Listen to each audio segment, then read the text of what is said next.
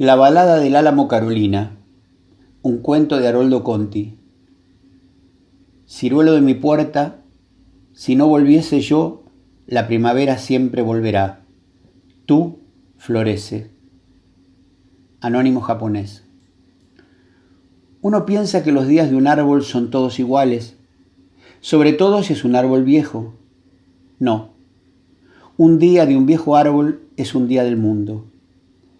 Este Álamo Carolina nació aquí mismo, exactamente, aunque el Álamo Carolina, por lo que se sabe, viene mediante estaca, y este creció solo.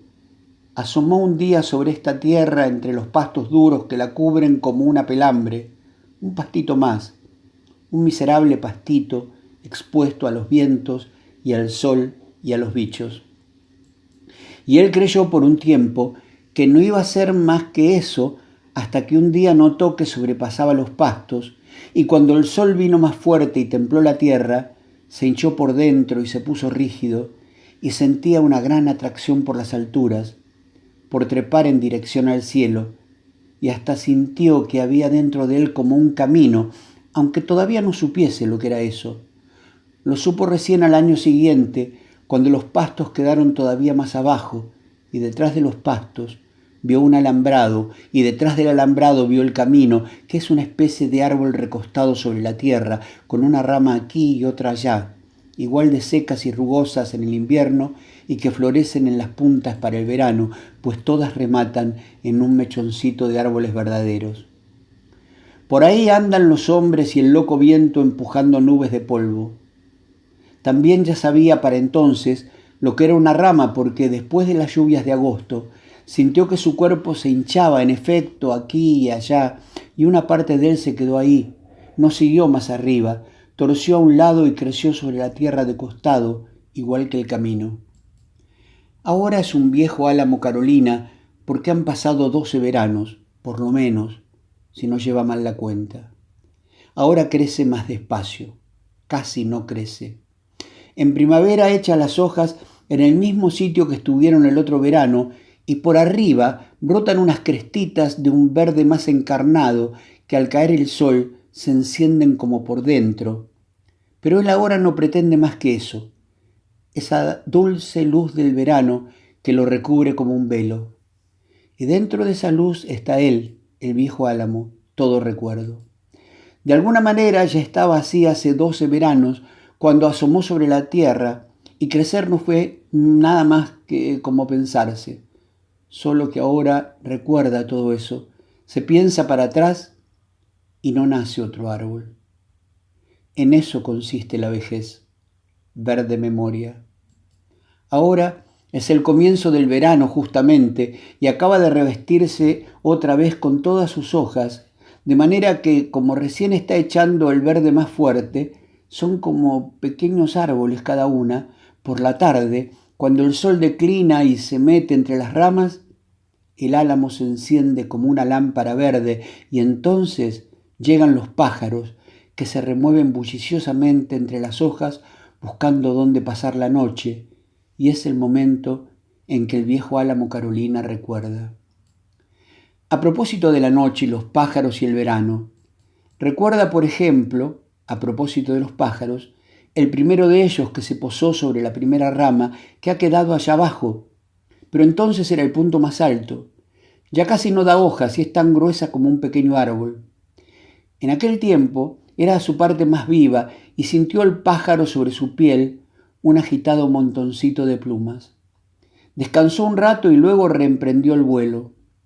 Recién 2 veranos después, cuando divisó la primera casa de un hombre y detrás de ella la relampagueante línea del ferrocarril, una montera armó un nido en la horqueta de la última rama.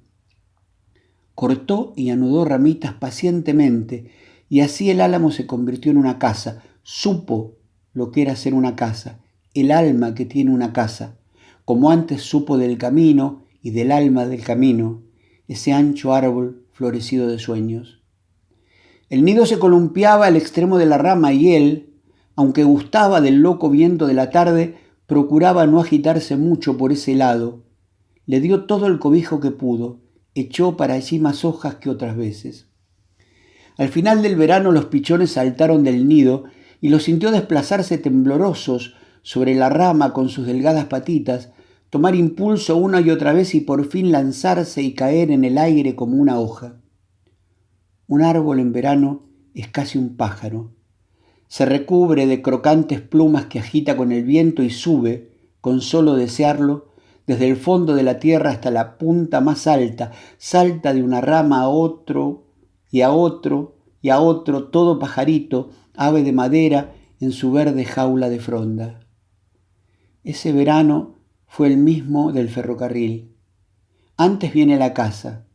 No vio la casa por completo, ni siquiera cuando, años después, trepó mucho más alto, sino lo que ve ahora mismo desde el brote más empinado, un techo de chapas que se inflama con el sol y una chimenea blanca que al atardecer lanza un penacho de humo.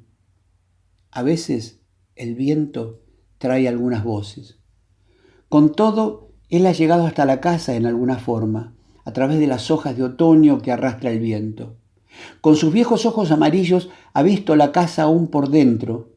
Ha visto al hombre flaco y duro, con la piel resquebrajada como la corteza de las primeras ramas, la mujer que huele a humo de madera, un par de chicos silenciosos, con el pelo alborotado como los plumones de un pichón de montera. Con sus viejas manos amarillas ha golpeado la puerta de tablas quebradas, ha acariciado las descascaradas paredes de adobe encalado, y mano y ojo y amarillas alas de otoño ha corrido delante de la escoba de maíz de Guinea y trepado nuevamente al cielo en el humo oloroso de una fogata que anuncia el frío, el tiempo dormido del árbol y la tierra. El ferrocarril pasa por detrás de la casa, pero hubo de trepar hasta el otro verano, cuando volvieron las hojas y los pájaros, para entrever el brillo furtivo de las vías cortando a trechos la tierra.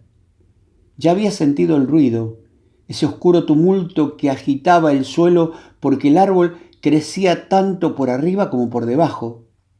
Por debajo era un árbol húmedo de largas y húmedas ramas nacaradas que penetraban en la tibia noche de la tierra. Por ahí vivía y sentía el árbol principalmente. Por ahí su día era un día del mundo, así de ancho y profundo, porque la tierra que palpitaba debajo de él le enviaba toda clase de señales. Era un fresco cuerpo lleno de vida que respiraba dulcemente bajo las hojas y el pasto y sostenía cuanto hay en este mundo, incluso a otros árboles con los cuales el viejo álamo Carolina se comunicaba a través de aquel húmedo corazón. Al este, por donde nace el sol, había un bosque. Lo divisó una mañana con sus ojos verdes más altos y todas sus hojas temblaron con un brillo de escamas. Era un árbol más grande, el más grande y formidable de todos. Al caer la tarde, con el sol cruzado barriendo oblicuamente los pastos que parecían mansas llamitas, los árboles aquellos ardieron como un gran fuego. Por la noche el álamo apuntó una de sus delgadas ramas subterráneas en aquella dirección y recibió la respuesta. No era un árbol más grande, era un bosque, es decir, un montón de ellos, tierra emplumada, alta y rumorosa hermandad. ¿Por qué no estaba él allí? ¿Por qué había nacido solitario? ¿Acaso él no era como un resumen del bosque, cada rama un árbol? Todas estas preguntas le respondió el bosque, sus hermanos, noche a noche. Estas y muchas otras, porque a medida que se ponía viejo, en medio de aquella soledad, se llenaba de tantas preguntas como de pájaros a la tardecita. Los árboles no duermen propiamente, se adormecen, sobre todo en invierno cuando las altas estrellas se deslizan por sus ramas peladas como frías gotas de rocío. Es entonces cuando sienten con más fuerza todas aquellas voces y señales de la tierra. Los animales de la noche salen de sus madrigueras y roen la oscuridad. Un pájaro desvelado vuela hacia la luz de una casa. Un bulto negro trota por el camino. Los grillos vibran entre los pastos como cuerdas de cristal. Un perro aúlla en la lejanía. El hombre se da vuelta en la cama y piensa cuántas fanegas dará el cuadro de trigo. En este mismo momento, en esta noche tan quieta, la semilla está trabajando ahí abajo. El árbol la siente germinar, Siente su pequeño esfuerzo, cómo se hincha y se despliega y recorre, pulgada por pulgada, el mismo camino que ha trazado el deseo del hombre, que ha vuelto a dormirse y sueña con una suave marea de espigas amarillas. Y fue por ahí, por la tierra, que el árbol tuvo noticias del ferrocarril, cuando un día sintió ese tumulto que subió por sus raíces. Tiempo después, luego de divisar la morada del hombre, vio por fin aquella alocada y ruidosa casa que con chimenea y todo corría sobre la tierra, y supo por ella que además de los pájaros, gran parte de cuanto vive se mueve de un lado a otro, y el viejo álamo, que entonces no era tan viejo, pero sí árbol completo, sintió por primera vez el dolor de su fijeza. Él solo podía ir hacia arriba, trazando un corto camino en el cielo, y al comienzo del otoño volar en figura, según el viento, en la trama de sus hojas. En cierto momento, después de la caza, el tren se transportaba entre sus ramas, y a veces el penacho de humo llegaba hasta el mismo álamo. Esto dependía del viento, del cual, por instrucción de los pájaros, el viejo álamo había aprendido a extraer otros muchos sucesos. Según soplase, él agitaba sus hojas como verdes plumas y simulaba temblorosos vuelos. El viento subía y bajaba en frescas turbonadas por dentro de aquella jaula vegetal, provocando, de acuerdo a la disposición del follaje, murmullos y silbidos que complacían al árbol músico. Todo esto se aprende con los años, un verano tras otro, y luego, para el árbol, son materia de recuerdo en el invierno. El invierno comienza para él con la caída de la primera hoja. Un poco antes nota que se le adormecen las ramas más viejas, y después el sueño avanza hacia adentro, aunque nunca llega al corazón del árbol. En eso siente un tironcito y la primera hoja planea sobre el suelo. Así empieza. Después cae el resto y el viento las revuelve, las dispersa, corren y se entremezclan con las hojas de otros árboles, cuando el viejo álamo Carolina ya se ha adormecido y piensa quietamente en el luminoso verano que de algún modo ya está en camino a través de la tierra, por el tibio surco de su savia. La lluvia oscurece sus ramas y la escarcha las abrillanta como si fuesen de almendra. Algunas se quiebran con los vientos y el árbol se despabila por un momento, siente en todo su cuerpo esa pequeña muerte, aunque él todavía se sostiene, sabe que perdurará otros veranos.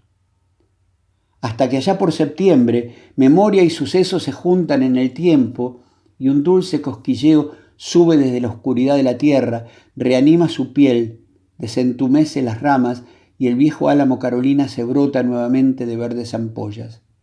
El aire ahora es más tibio y el hombre, al que observa desde el brote más alto, recorre el campo y espía las crestitas verdes que acaban de aparecer sobre la tierra. Para mediados de octubre el viejo álamo está otra vez recubierto de firmes y oscuras hojas que brillan con el sol cuando la brisa las agita a la caída de la tarde. El sol para este tiempo es más firme y proyecta sobre el suelo la enorme sombra del árbol. Fue en este verano, cuando el sol estaba bien alto y la sombra era más negra, que el hombre se acercó por fin hasta el árbol. Él lo vio venir a través del campo, negro y preciso sobre el caballo sudoroso. El hombre bajó del caballo y penetró en la sombra. Se quitó el sombrero cubierto de tierra, después de mirar hacia arriba y aspirar el fresco que se descolgaba de las ramas, y se quitó el sudor de la frente con la manga de la camisa. Después, el hombre, que parecía tan viejo como el viejo álamo Carolina, se sentó al pie del árbol y se recostó contra el tronco. Al rato, el hombre se durmió y soñó que era un árbol.